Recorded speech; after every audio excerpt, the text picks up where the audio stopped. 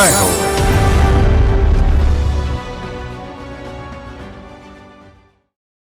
మన ప్రపంచం పెద్దదై వన్యప్రాణి ప్రపంచ పరిధి తరిగిపోతుంది. అందుకే అవి వనాల నుంచి జనారణ్యాలకు వచ్చి ప్రమాదాలకు గురవుతున్నాయి. వేటగాళ్ల ఉచ్చులో పడేవి, అక్రమ రవాణాదారుల వలలో చిక్కేవి, ప్రకృతి వైపరీత్యాలతో తల్లడిల్లేవి. అగ్ని ప్రమాదాలు, వరదలు, అడవి జంతువులకు ఆపదలు చుట్టూ పొంచి ఉంటాయి. వాటిని అలాంటి ఉపద్రవాలు, పెను ప్రమాదాల నుంచి కాపాడే ఆపద్బాంధవుడు అస్సోంలో ఉన్నారు. కాజీరంగా జాతీయ వనం పరిధిలో వేలాది వన్యప్రాణులను కాపాడిన ఆ కథానాయకుడు మనోజ్ గొగోయ్ కథ ఇది.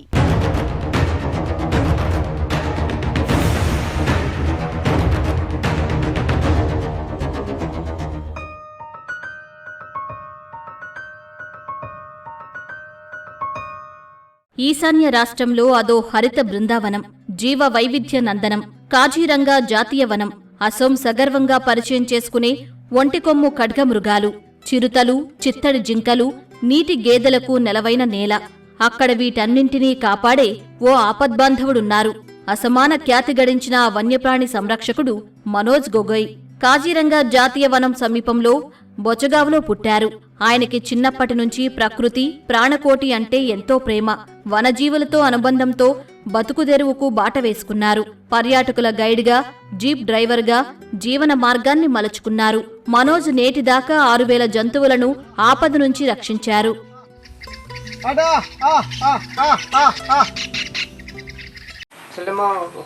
చిన్నప్పటి నుంచి నేను కాజీరంగ ప్రాంతంలో వన్యప్రాణుల పరిస్థితిని నిశితంగా గమనిస్తున్నారు. ముఖ్యంగా వరదల సమయం, వాటికి కష్టకాలం. వాటి దయనీయ స్థితిని చూస్తే నాకు గుండె బద్దలవుతుంది. అవి ఈదుతూ ఎత్తైన ప్రదేశాలకు చేరతాయి. ప్రాణాలు కాపాడుకోవడానికి ఇళ్లలోకి వస్తుంటాయి. రహదారులు దాటుతూ కొన్ని జంతువులు వాహనాలు ఢీకొని చనిపోతుంటాయి. చిన్నప్పుడు తపనమున్నా ఏమీ చేయలేకపోయాను. పెద్దయ్యాక చెయ్యాలి అని ఆనాడే అనుకున్నాను. తొలుత నా శక్తి మేరకు వాటిని కాపాడాను. 2025 నుంచి వన్యప్రాణుల సంరక్షణకు అధికారికంగా పనిచేశాను. 2007లో పాములను కాపాడడం ఆరంభించాను. తర్వాత నా పనిని మరింత విస్తృతం చేసుకున్నాను. ఇతర జంతువులను సైతం రక్షించాను. పక్షి జాతులను కాపాడాను. నిత్యం సఫారీ టూర్లు, పర్యాటకులకు జాతీయ వనాన్ని పరిచయం చేయటమే మనోజ్ ఏకైక కార్యక్రమం. ఈ క్రమంలో 2005లో సఫారీ టూర్ సందర్భాన బాంబే నేచురల్ హిస్టరీ సొసైటీకి ప్రతినిధి ఆశో వర్మతో పరిచయం మనోజ్ జీవితంలో ఓ మేలుమలుపు. వర్మ ప్రోత్సాహంతో ఆసక్తి పెరిగింది. వన్యప్రాణి సంరక్షణకే అంకితం కావాలని నిర్ణయించుకున్నారు. మనోజ్ 2006లో ముంబైలో నెల రోజులు ప్రత్యేక శిక్షణ పొందారు.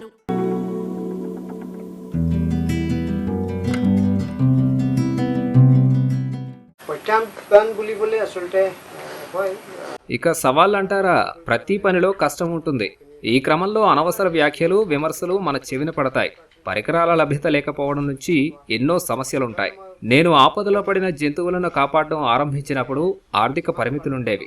తొలుత సైకిల్ మీద తిరిగేవాణ్ణి. తర్వాత పర్యాటకులకు గైడ్గా పనిచేశాను. వారు బహుమతిగా ఇచ్చే డబ్బును దాచిపెట్టి పరికరాల కొనుగోలుకు వెచ్చించాను.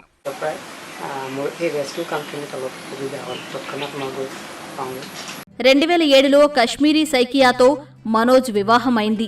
ఇటు కుటుంబ జీవనం, అటు వృత్తి ధర్మం సమయంతో సమన్వయం చేసుకున్నారు. 2008లో కొద్దిమంది వాలంటీర్లతో naturalist for rescue of snakes and birds NRSBని నెలకొల్పారు. పాములు, పక్షుల సంరక్షణపై దృష్టి పెట్టారు.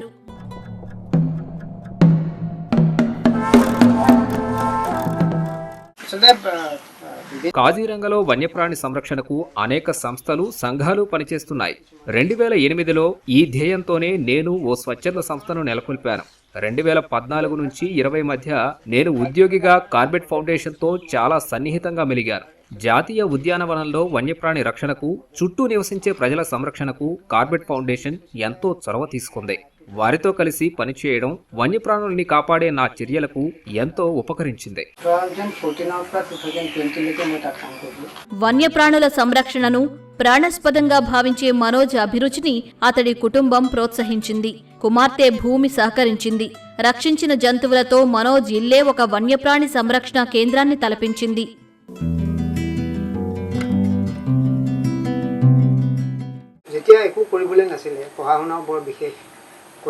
నాకు పెద్ద పనేమీ ఉండేది కాదు. అయినా చదువు పూర్తి కాలేదు. మధ్యలోనే వదిలేశాను. బతకడానికి నా సొంతంగా ఏదైనా చేయాలనుకున్నారు. నాకు డ్రైవింగ్ వచ్చినందువల్ల ఒక కారు అద్దెకి తీసుకుని పర్యాటకులకు టూర్లు నిర్వహించాను. 1994 నుంచి పర్యాటకులకు జంతువులు, పక్షుల్ని పరిచయం చేసే గైడ్గా పనిచేశాను.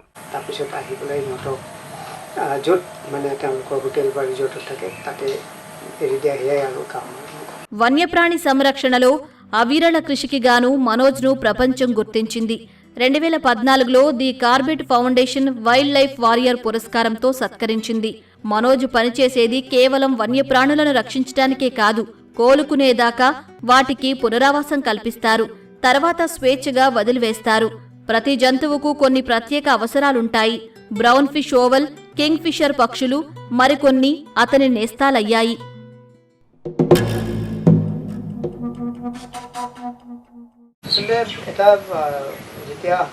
వన్యజీవుల్ని కాపాడడం ఆయా పరిస్థితులకు అనుగుణంగా ఉంటుంది.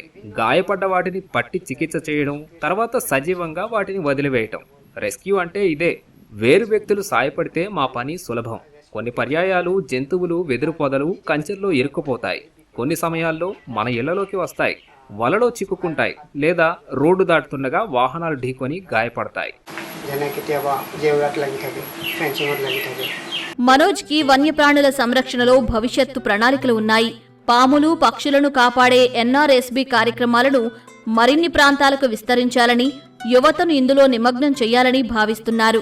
తద్వారా కాజీరంగా జీవ వైవిధ్యాన్ని కాపాడాలని అనుకుంటున్నారు. జీవ వైవిధ్య పరిరక్షణలో మనోజ్ చేస్తున్న కార్యక్రమాలు ఒక ఆదర్శ నమూనా. అతడు దేశ వన్యప్రాణి సంరక్షణ రంగానికి ఇస్తున్న నజరాన. అతని వారసత్వం సదా స్ఫూర్తిదాయకం.